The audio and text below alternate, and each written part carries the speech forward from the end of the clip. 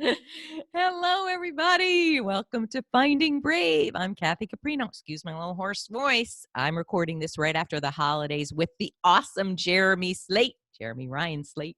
What a story. And I think I partied and overdid it a little too much singing, little too much, Christmas cookies. But here we are. So forgive my little froggy throat. How are you? Are you having a Finding Brave week? I was just telling Jeremy, I had some bumps today, but it can't all be perfect. I mean, we've got to know, we've got to walk the talk and handle our bumps in the way that we, uplift other people to do that. Wouldn't you agree, Jeremy?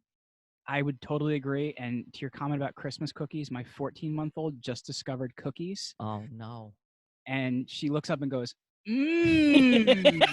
So yeah, I Oh, feel you. no. You better nip that in the bud, or 59 years later, cookie. My ex-husband says, Mom's hard on cake. I'm like, oh, thanks. I appreciate that. But I am hard on chocolate cake, I got to say. Anyway, Jeremy Slate, everyone, I'm so excited. And I learned of you through your team and your wonderful podcast. And your story is so inspirational, Jeremy. You really do inspire in what you do. I'm going to get choked up, but I can't wait for everyone to learn all about you. But let me share your bio because it's so impressive. Jeremy Slate is the founder of Create Your Own Life podcast, a show to help people create their own life. Create life on their own terms at the world-class level. He studied literature at Oxford University. I worked at Cambridge University in New York, but I always wanted to attend Oxford. I want to hear about that. Is a former champion powerlifter turned new media entrepreneur. After his success in podcasting, Jeremy Slate and his wife, Brielle, founded Command Your Brand Media to help entrepreneurs hone their message and impact thousands with the power of storytelling. Oh, thank you for being here. And we are talking about, this is not an easy thing and it's not a one-step process, but I know you have great tips for it because you're successful at it, how to quickly land your positioning. And I'm sure we're going to be talking about niche as well. How do we figure out who we want to serve? Because, if it's everybody, we all know we're not serving anybody. But how do we land our positioning quickly and get noticed? All right. So can we start, do you mind, with your story from Absolutely. what happened at age 19, right? Tell us. So at that point in time, so I was in college. I was studying my undergrad degree is in Catholic theology and Torah. I was a double major. Go figure. Wow. And I What was playing. perspective?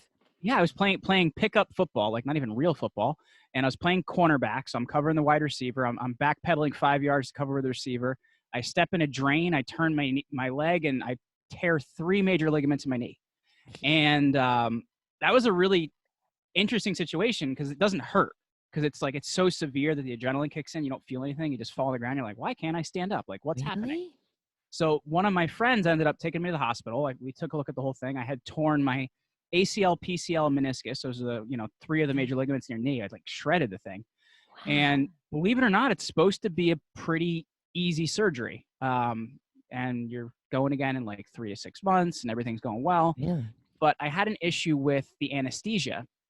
Mm. And I found out later on, after the statute of limitations had gone away, that I couldn't sue them anymore, that basically your lungs branch off into what are called bronchioles, right? The tubes that go into your lungs are called bronchioles. And there's a path between them that they put the breathing tube into with the in between them so that both lungs get enough oxygen. So what happened is they shoved the tube down too far, and my right lung overexpanded and my left lung collapsed. Good And grief. I had a lot of trouble breathing, and they couldn't figure out what the problem was right away, because nobody really knew like what had occurred.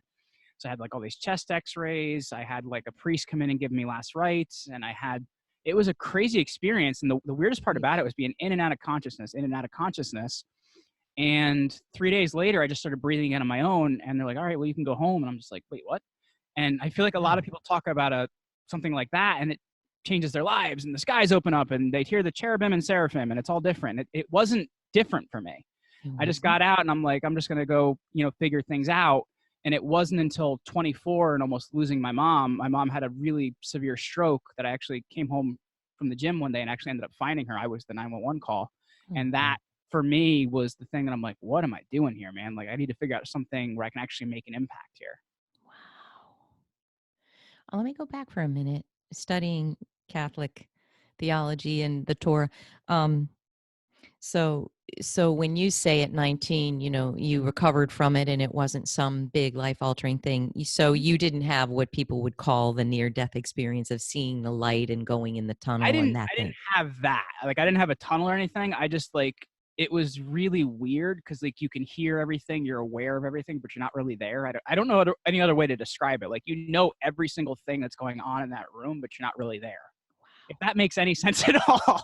But It's that a was little really bit like how it was. hypnosis. I know. You know what? Here That's we what it go. sounds like, actually. That's exactly what it sounds like. And it's just very weird because it's like there's It's like an alternate reality. yeah, and there's this phenomenon called being trapped. Have you ever heard about this? Where people are like trapped No. in their body and like they can't do anything. That's what it was kind of like for 3 days. You're just kind of What like is there. You're like, what? So it so? was really weird. Can you tell me with that plus mom, Hmm. what do you think the biggest thing shift in perspective you got that wouldn't have been possible without those?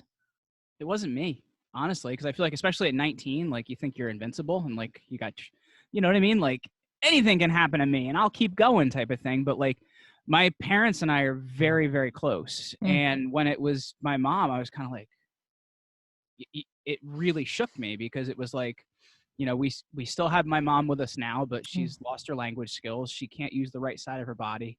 She Wow. hasn't been able to work, and that was 2012. So since then, so it is a very different reality that I have now, and it kind of made me look at, life could end at any moment here. Like, what are you going to do to make an impact? What are you going to do to help people? And did I make that decision right away? No, I was teaching high school at that point in time. I Really? was Wow. kind of freaked out on what that change is going to look like, and it took me some time to be able to make that change. It took me about a year to actually like end up jumping ship, and I would have jumped on any opportunity would have shown me at that point in time. So I went through a number of different businesses till I ended up doing what we're doing now. Wow. Do you mind me asking how old you are now? I'm going to be 33 in May. Oh, what a good year. I just interviewed Bronnie Ware. Do you know of her work, Top I don't Regrets know. of the Dying? She was 9 years in palliative care of people dying. Wow.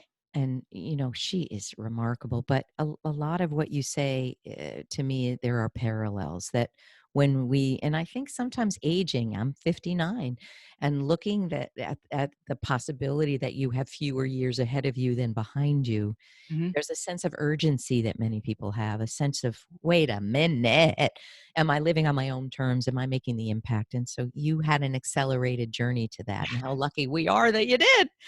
So, It's interesting because perspective, like you try to make everything you do matter, like to a point. Like when my wife is away on a business trip or something, I love that I get to spend time with my daughter. Like we have so much fun. Like we were dancing in my kitchen and singing Beatles songs yesterday. So she's it's like 14 months, you said. 14 months. Oh, she's awesome.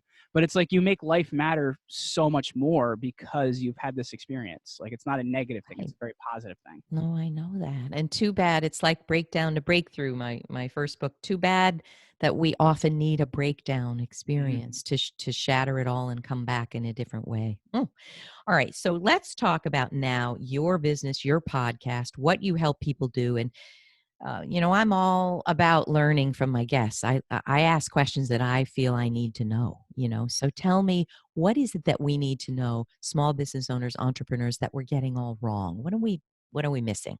Well, most business owners don't understand public relations or PR. They have a massive confusion between Mm. PR and marketing, and they think they're kind of the same thing. Oh, They're like, wow. all right, well, what is my ROI off of this? Well, especially on PR, you're not always going to be able to find the ROI, but it's the real difference maker. So let me explain it to you like Yeah. this. Let's say there's 5 chiropractors in a town, and that there's one that's open less hours, and he's 2 times more expensive, and he's harder to get to than the other 4, but he's busier and makes way more money. It's because he's known as a leader in his space. He's seen with the right people in his space, and the right people are knowing and talking about him. That's the Mm. difference in PR. And it's so hard to show an ROI off of that, but it's a huge difference because you've actually changed the positioning of that person. Like they're seen in a different position in their space, and that's why they're able to do what they do. You can play a So, bigger game when you think that way. do you think, how do I put it? I'm thinking about myself and the clients that I have as you talk. Do you think some people try to fake that and accelerate that when it's not even true. Like there's one chiropractor who says, I'm sick. Give me an example so I can wrap my head around it. Okay. So let me throw this out. There's a term thought leader, and I use it when I say who I interview on my podcast, but I don't tend to use it about myself, Kathy. That wouldn't be my tagline on LinkedIn. Neither do I understand. You know what I'm getting at. I think there are people that come out of the chute. They want to be coaches. They want to be successful small business owners, and they begin to tout themselves as the chiropractor that only has to work 3 days a week and charges $1,000 an hour before they've done the work to become the leader. He's laughing. Anybody in my company knows I'm always complaining about this because I think it's the dumbest thing ever. They managed to create a course on how to create a course and how to create a course while they're coaching coaches that coach coaches to coach coaches. Like, if you have done something and if you have something unique that you can do, then you deserve to help other people do that. If you haven't done it, then what's the, excuse my language, what's the damn point here, man? Like you're just lying to people, and that's only going to last so long because eventually people are going to see through that. Now, what I'm talking about is strengthening your authorities in the correct way, right? So like, here's a great example of that. Let's say that one of the major programs you're going to do as a local chiropractor is you're going to speak in schools, let's say on anti-drugs. Because for me, one of my big missions is I care a lot about keeping kids off drugs. So you would then do these talks. You actually do them. You do a great job. You care about what you're doing, because don't do it if you don't care about it. And then you write a press release to your newspapers about that. That's perfect. And that's going to get you the right type of attention for doing the right kind of thing. So hold on one second here. Yeah. Oh, your little sweet dog. I'm sorry about that. My dog had surgery and she's being a pain in the butt. Aww. So give her the love. Give her the love. It's okay. I'll put you on. I apologize. I have to move her. Yeah.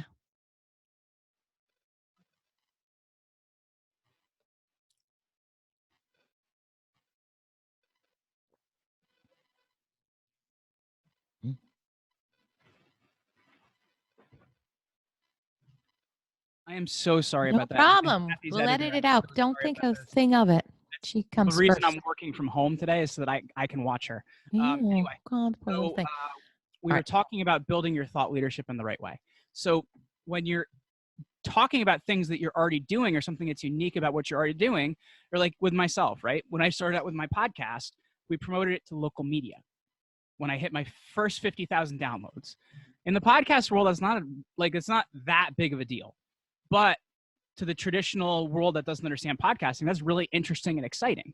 Right. So you get that out there in the media, and you write a press release, you find the right local paper, they cover it. And in New Jersey, we have local and we also have regional.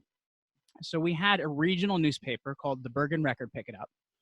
And a television producer happened to be reading that press release printed in the Bergen Record, and I got on TV for something that was true that I had actually done, right, showed I had some leadership in that space, and then helped me to strengthen my leadership.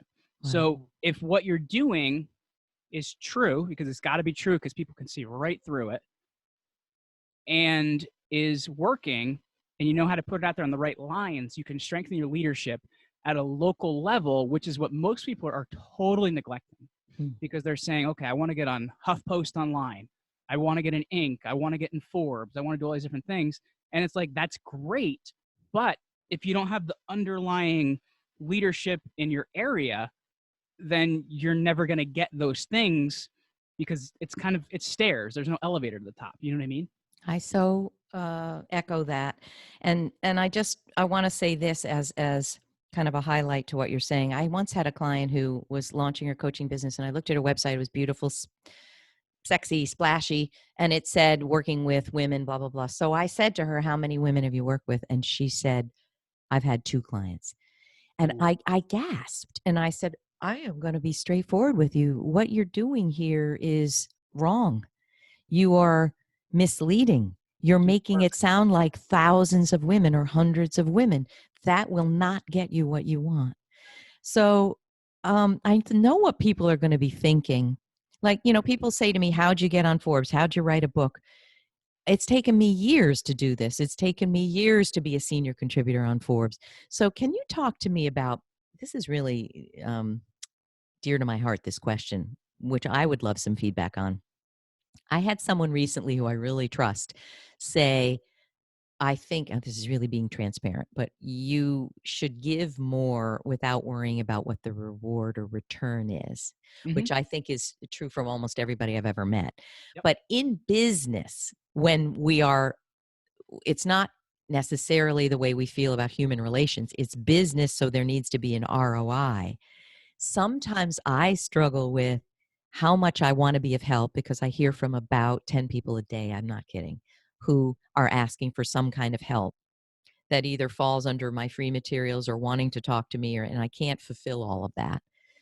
How do we know the degree to which we should give without it having to be an ROI? And what I mean is, here's your guy, your chiropractor, who's talking about how to keep kids off drugs, and he's doing it at the local library. That may not generate a client Hmm. that minute, but my experience is the giving, the giving, the giving, the doing is going to generate times 10, times 100. Can you talk about that?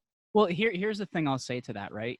If that doctor is doing that, there's still an exchange there, right? The exchange is goodwill.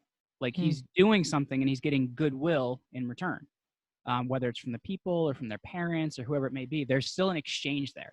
Now, if somebody walked into his office and said, "I want a free adjustment and I want a free test of some sort," no, because that's your service and that's something that you offer, and there's no exchange there for that because that person's not going to get better. Do you know what I mean? Like somebody's not going to get better if they're getting it for free. It's the same thing with giving somebody like a free course. They're probably not going to do it. You know what I mean? There has to be some sort of exchange there. That's right. Like one of the programs that we run in our business is we do an internship program, Oh, and we have interns come in because I've gotten really good at booking high level guests and I have a big process to it and there's like lots of training to it. So kids in college aren't getting that experience. So I can give them that experience, and in exchange, they do the process for me for 10 weeks or 12 weeks or whatever it may be wow. for that semester. So there has to be some sort of exchange there, or you're screwing yourself, or you're screwing the person that you're doing it for, because you're just hurting them by not making them exchange. So that's what I'll say about that. But Oh, in that's terms of interesting. information, like Right. information is free. Like Grant Cardone puts out so much great information, and he doesn't make a lot of money off that information, but it's so more people know about him. So there's still an exchange there. He's getting more well known. So you need to take a look at what you're doing and say, am I getting an exchange for this? Because you're not helping yourself and you're not helping the person that's getting it if there's no exchange from them. I love it. And I want to say that I made a commitment that I don't just want to work with wealthy people. So for me, I want to be able to serve everybody who comes my way. But for many people, it will be with the free videos, free materials, free training, free Mhm. guides. That to me is the exchange, that I'm helping you.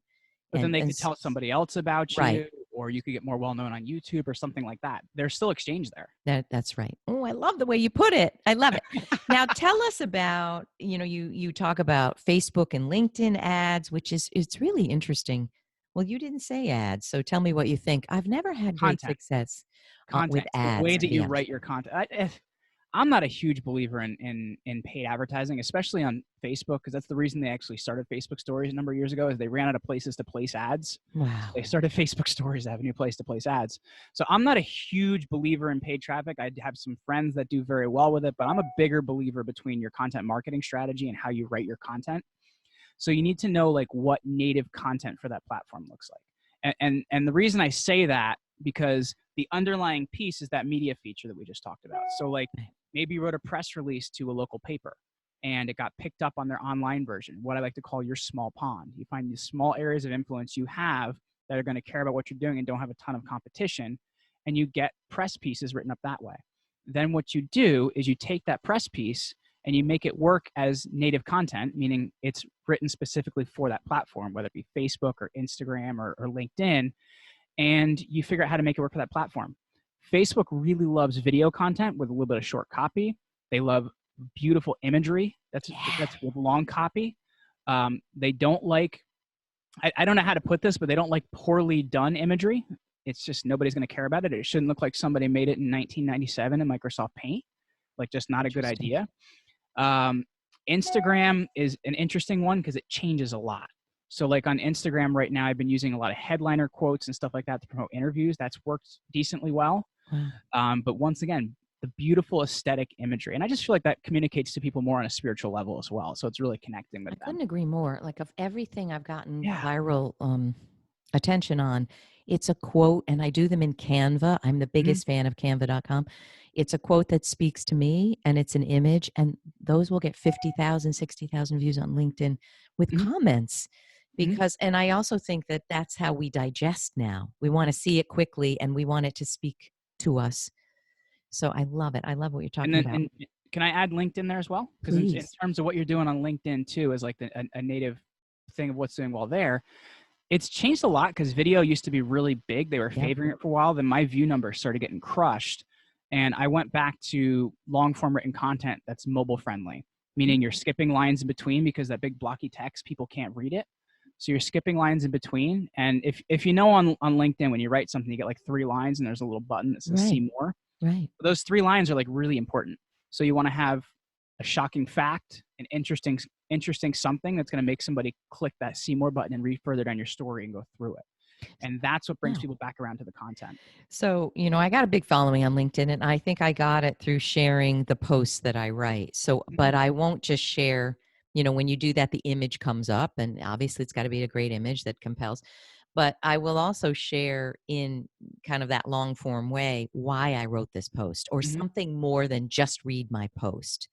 But when you're doing the long form, are you linking to something else, or it's really a standalone little piece? So here's what I'm always usually linking to something, but here's what I'll say, and I'd be interested to see if this works for you. Yeah. But usually when you put in a link and it shows you a little preview before you post it, and there's a little X in the upper right-hand corner. Yeah.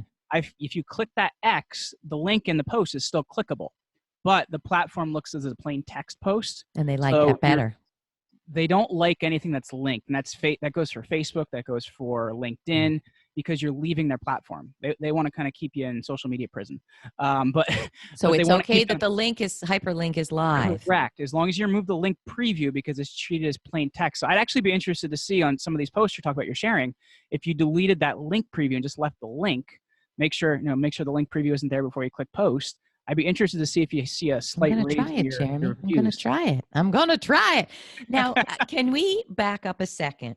I have so much to ask you. I've talked a lot about what it is to become someone who's at the forefront of their niche, Mm-hmm. thought leadership. And I wrote a post on the 10 questions to ask if you're ready to be a thought leader. But for me, one of those things are that you have kind of a model for change for people. If you're training people, if you're a coach, if you're an entrepreneurial expert, you don't just talk about what you did, like do this, because not everybody had a near-death experience. Not everybody had a corporate life that almost crushed them and killed them and changed and became a therapist. So to say, well, write a blog on Forbes and it doesn't work. You have to have a model for change that works with almost everybody. Yep. And so can you tell us a little bit about, yes, you want to land your positioning and get noticed, but you also have to be a person of substance. I mean, you have to have Yeah. something going on. Do you have kind of a methodology you bring people through to make sure that what they offer is substantive because they've done the work? What would you say about that? Well, let me add something to what you're saying too, because I feel like this fits perfect here as well. I changed the way I write content about a year ago after talking to my good friend Robert Sislow Jr. And one of the big things that you need to do when you're creating content, like you mentioned before, that has to be a methodology everyone can go through. When it's content that you're writing to promote what you do, talk about your own experience, because people don't like you should, you need to, you, because you're creating this instant resistance to what you're doing. You talk about your own experience, people see that you've made the change and you've made the transformation. So that's what I'll say first in creating your content. Now, in terms of what our methodology looks like, is we find out first and foremost, because I love that you said this before, is being different. It's really, really important, is we say, who is your audience and how are you different? Because all too often, like if your audience is everybody, it is no one, because your audience, your message isn't going to impact somebody. And how are you different? Because in the podcast world, there is probably 200,000 shows that have tried to create Entrepreneur on Fire again and again and again. And John's done a great job with that, but don't be John, be you. And if you're not different, you know, we can't promote something that's not different. You know what I mean? We can't promote something that's the same as everything else. So first and foremost is like, you have to know who your people are. We can help you niche down more if you need to figure that out, but how are you different? Differentiation is so important. And then in terms of like when we're actually going to help somebody get on a podcast, we look at the 3 major elements of every interview. We call it story, message, call to action. Your personal story gives you permission to then teach, which is your message, your 3 to 5 key teachable points, and make sure you really teach. Don't just focus on like, go to my website. And then your call to action is something applicable based on what you just talked about so that people get a win and they remember you. So that's really what our methodology looks like is who are your people? Why are you different? And then get your story, message, call to action down. And the interesting thing that you're going to find about that is that works for whether it's a podcast interview or a TV interview or whether you're doing a guest blog post.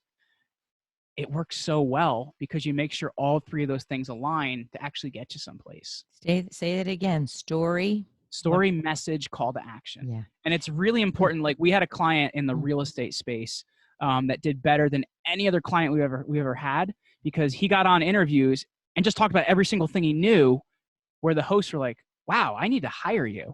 Like people, when they hear that you know how to do something, I think people are often afraid that, oh my gosh, if I give away everything, somebody's going to go do it.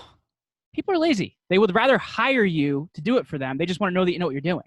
And I think that's what's really important about talking about your content is tell people what you actually do and how you do it. They're not going to do it. You're making so many good points. Can I highlight a few? When I wrote my first book 10 years ago, I was reaching out to media and I didn't have a Forbes log then. And I remember one woman who's now become a really good friend, and she wrote for a big magazine, said, well, what are these 12 hidden crises that your book is about? And the book I don't think it had come out quite yet. I didn't want to give it away. Oof. And nobody's going to read it then. Ghosted me. I said, I'll give you 3, but I'm not comfortable giving you 12. Kiss of death. Yeah. So I do, I'm sure, Jeremy, you've had the same thing where you go on a training webinar and, you know, it's so formulaic. 12, you're doing this and there's no effing content. All I did was get pitched. There's a few really big influencers out there, and I'll leave their names out of it because I don't like to talk negatively about people. But you get on there, I'm like, I am never going on one of your webinars again. They're 2 hours, and I keep waiting for the content, and the content never comes. And the next thing is I'm being sold something. Like, come on, dude! Like, I want to like learn something. I can't stand that. And, you know, this might be too feminist-ish, but I do think that's kind of a male worldview. You got to do minute 12, minute 19, minute here, and you got to sell, and you got to. Where's the relationship? But anyway. When people are worried that they're giving away too much, I have to ask, don't you think there's more inside between your ears than those 7 sound bites? What are you worried about? It's a scarcity mindset as well. Like they think this is the right. only single thing I have. And once it's gone, I'm not valuable. And it's like, not really. Nobody can quite do it like you can do it if it's that special. That's number 1. Number 2, would you agree with this? The only way to know how you're different is to do something, is to do it. So for me, in the beginning, after leaving corporate life, I was a therapist. I didn't know what I was focused on as a therapist. I had to be a therapist to know how I'm different. And then left therapy and became a coach. And now I watch. So this is the tip, people. Story, message, call to action. Watch yourself. Split yourself in half. The one half is doing the work. You're an entrepreneurial marketing expert. I'm a career coach for women. Split yourself in half and watch what you attend to. Watch what you light up. Watch what makes you light up. Watch the direction you take the conversation in. That's what makes you different. Yep. But you're not going to know how you're different when you're 2 months into doing new work. Would you agree with that? So in our business, we've booked I think almost 3,500 podcasts at this point since we started in 2015. When we You mean you've gone on 3,500 podcasts? No. Our company has booked clients in over 3,500. Oh, wow. But when we started, I did that. I was the booking guy. I figured out I was also the sales guy. Wow. I was also the marketing guy. So you find out what you stink at and what you can be better at. Was I the best booker? No, but I scored some cool bookings for clients, but I found somebody that was better than me and put them there. And then I kept going. Where I'm really great is at marketing and content creation. And that's what I continue to do. You just what you're saying. You find out what you're good at by doing it. I Like, do you it. can't just decide, oh, that's why I never, like, I don't know if you remember this quote, but Gary Vaynerchuk says, don't do things you don't like to do. And I disagree with that totally, because you don't know what you don't like to do until you do it. Then you're like, oh, okay, I don't like that. And within, I don't like to do this, sales, there's a niche of that you might love. Hmm. The business development part where you're actually blah, blah, blah. Yep. Interesting. I mean, I do say don't build a career around what you hate to do every minute of the Oh, no, day. absolutely, because you'll hate your life. But as a Really, business that's an owner, unhappy like, career. as a business owner, there's going to be some things Oh, that you have to get done, but if you don't like them, find somebody to do them. and wouldn't you agree with this? And if not, please do challenge me. I don't only need guests that agree, but a lot of people say, Kathy, I want what you have. I don't want to work a day in my life. I'm like, who gave you that impression? This is work. This is, although it's fun work and it's rewarding work and it's work we wouldn't give up for anything, but it's work, right? Right. All right. What else? How do we get noticed on a budget and really stand out? Tell Well, us more. What are we not? What are you seeing a million people do? Like, oh no, they need me to tell them they're doing something wrong. so let me go back to actually what we were talking about before a little bit, and that's the idea of this small pond. Because everybody, like, it's a good idea to think big, but I think a lot of people think too big out of the gate and they skip what should be their power base. So I was Ooh. talking before about finding like local places that care about you. So I teach people what's called the small pond strategy. Oh, You I love it. find the small areas that you're close to that actually care about you and that are easy to reach. So here's some examples. Maybe your Rotary Club has a newsletter. Maybe your Mm. university has a magazine that goes out every month. I live in a lake community. We have a magazine that goes out weekly. I've been in it a few times. Oh, wow. So find out what these small things are, and those are the things that you need to promote to. And here's the best part. Find the ones that have an online version, and most of them, Mm. because they're quote unquote news sources, end up in Google and Apple News. So you're Right. actually getting like some really good link juice from them. So I found a small weekly newspaper we have here in our local area, and it gets mailed to every house in the 3 counties around me Wow. on a Thursday. And I know their press day is Tuesday, which means anything that I'm going to have printed on Thursday has to be done on Tuesday. I grew up in a small town. It's 5/8 of a mile in size. We don't have a grocery store. Wow. And so nothing really happens here. So when I write a press release, so a major skill you need to learn is how to write a press release. Search HubSpot press release, and there's a great article on how to do it. Ooh, But helpful. write a press release to, like I did to this small local newspaper. And my first 12 or dozen whatever press features were to this small local newspaper. And then we use those to build up a media page on my website with logos and different things. And that helps you to really start to build up a power base and notoriety. And people locally are saying, wow, everybody's talking about you. Oh, And that's how you start to get it rolling and start to be able to reach out to bigger media places. Is don't forget the power base you're already a part of and promote to them, oh, because I that's love going it. to help you to go bigger from there. Find your small pond and talk to those people. Another piece I love is, look, it's wonderful to have a strong ego and to know that you can impact the world, but Mhm. don't skip from A to Z. Start put the pebble in the lake and let the ripples go. I It's love that. stairs. It's not an elevator. There's too many people that because of, just like you're saying, because of ego, they're like, well, I only have to be in the biggest media feature or the biggest podcast or the biggest TV show. And it's like, that's cool, man, but nobody knows about you yet. You Right. gotta create that notoriety and get more known before you can get these other things. Oh, I love it. You know what just came to my mind, Jeremy? What do you think? I had wanted to do a TEDx talk. Hmm. I had that in my mind, and of course, I thought wanted a million views. I have to say, preparing to do one before you have an offer to do one, it's a fascinating. I suggest everybody do that. Write the talk that you wish you could give. Hmm. 12 minutes, memorize it, write it. It's very hard because it's imagine everything you can teach, you have to distill it into 12 minutes. But then you can reach out to people, and it really has to connect with the theme of that year's TEDx talk. But I really feel that in some ways doing that can put some people on the map. Now they're becoming much more common, and the quality of a lot of them are not as what they were before. But are there any other pivotal things that you've seen once your client could do that, it put them on the map in a different way? Anything? Honestly, just their message and how they deliver it. Like we have clients that come to us and they'll say, man, like yeah, I've been getting attention. I've been getting more people and, more customers and things like that. But I'm so much surer about my own story.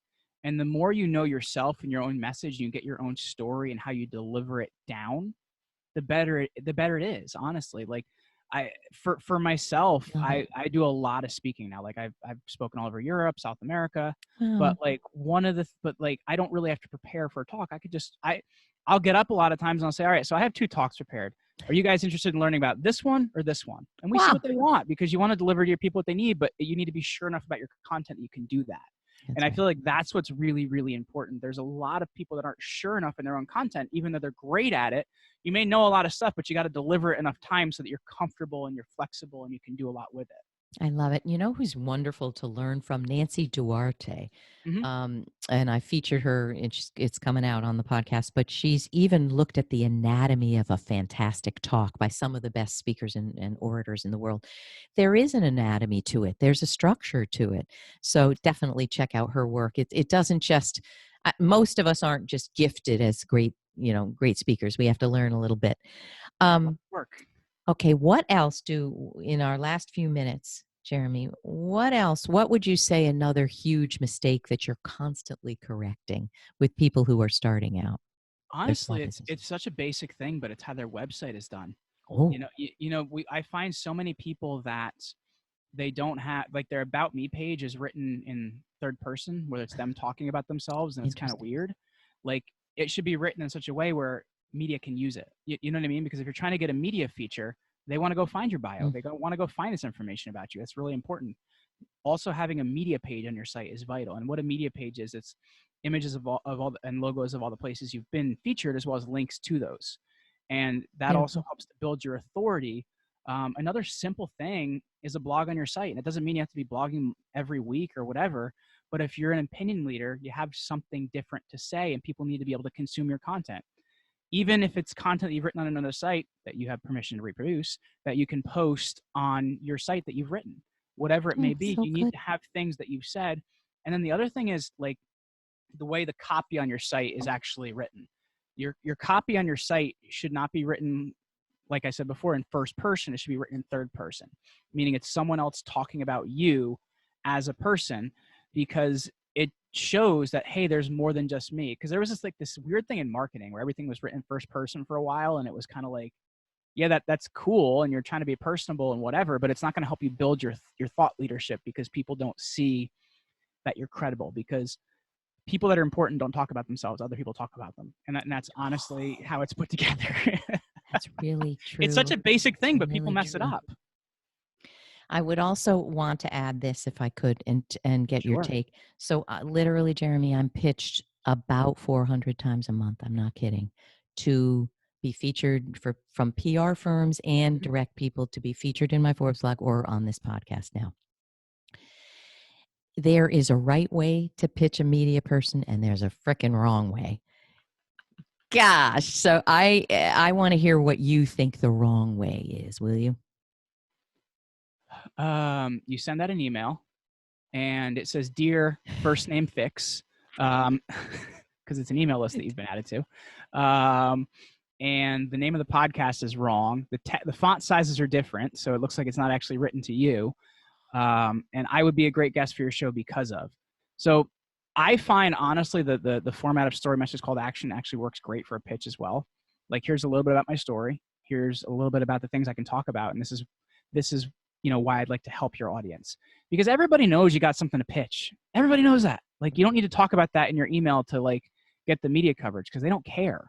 Like, it needs to be about how you can help their audience and how you can add some value to them, not about you. And that's honestly what I find, because I hate these, like, egotistical pitches I get. They're annoying.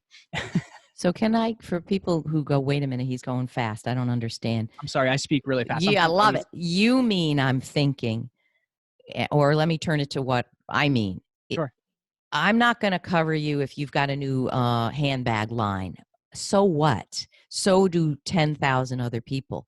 I want to know what story you're pitching. I want to know what piece of message you're pitching. I want to know how you can help the people who follow me. Not Mhm. that you've got the new widget, not that your new app did this. Is that what you mean? That's 100% what I mean. It's about how you can help that person's audience, whether it's Right, people that they're writing to or people that they're talking to. right.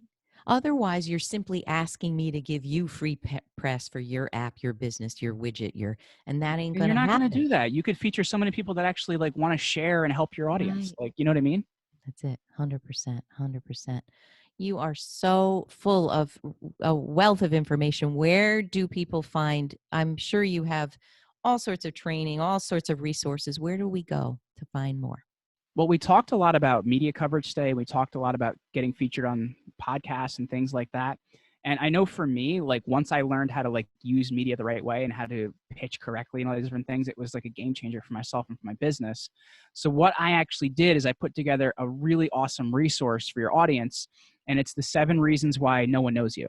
Ooh. And it's something anybody can implement and anybody can start working, and it doesn't matter where you are in your business to start using it.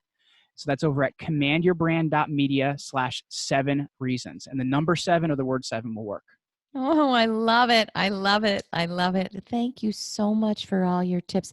I know that you could be on for another 2 hours and not stop talking. That's how much you know. And I can feel the passion that you have to help people. Thank you for taking the time, Jeremy. So great to have you. Absolutely. Thank you so much for having me today, Kathy. This was awesome. Thank you, my friend. Come back again. All right, people, if you're not on fire here, and listen, if you have questions, because we both talk fast and we know what we're talking about, but there might be questions in some of the way we present it. Let us know wherever you see this. Ask a question. I have a feeling Jeremy's on it. So tag him and tag me, and we'll answer your questions. Let's help you command your brand and get known for the amazing work that you do in the world. All right, everyone. Hope you're going to find brave after this and have an incredible week. We'll see you next time. Thank you, Jeremy. Thank you.